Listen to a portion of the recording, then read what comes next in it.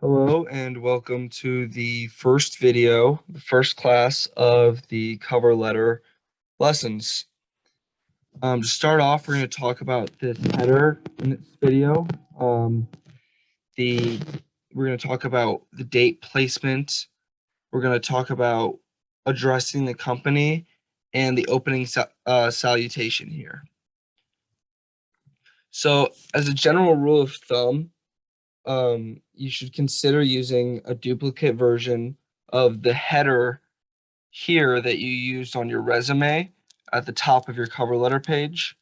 So for my personal resume, I use a header similar to this. So here for the cover letter, whatever design you choose should look kind of like this. So you start off with your name bolded, like we talked about in the resume, to kind of make your name memorable for whoever's reading it. You're going to include your ways of contact using an email and a phone number, and then use whatever your address is on the right-oriented side. This isn't a mandatory design, but this is one that I think looks good, and it's just one that I'm going to be using as an example here today.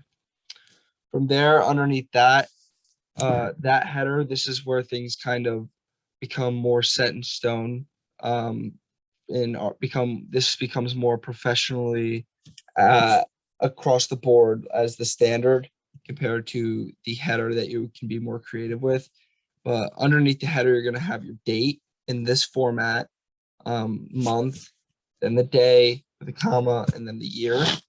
And after that, you're going to leave a small space and you'll leave the recruiter's name. Sometimes this will be an HR director or part of the recruiting team that will be specified to you. So you'll put that specific person's name. But if that's not specified to you, you can do something like whatever company you're applying to, the company name, and then recruitment team. And then under that, we're going to put our company name and then maybe whatever branch of the company that you're doing. So whatever subsection of the company that you're applying for.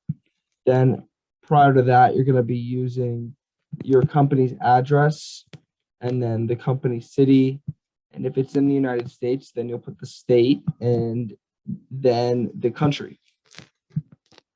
For the salutation down here,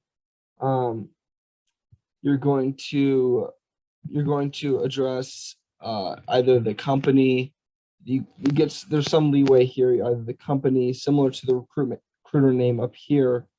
You're going to address either the company, the recruiting team, HR director, or like I said earlier, if they give a specific name, try to use that because that's the person likely going to be reading, and it shows that you went the extra mile to find out who's going to be reading this cover letter. Also, you'll notice here that we use a colon after this addressment. In a lot of other letter styles, you'll put a comma here, but for professional senses, the colon is the, I guess, general rule for business correspondence. So in the next video, we'll talk about that opening paragraph